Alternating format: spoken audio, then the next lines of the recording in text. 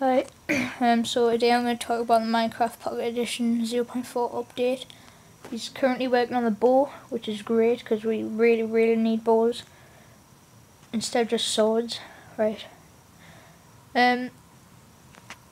He said maybe in the next update he'll add pork chops. I mean, he better because we really need food.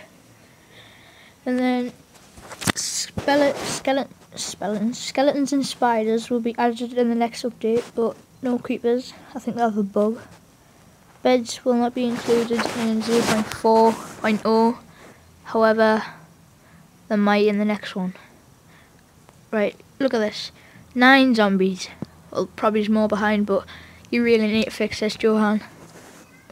Or Johan, whatever.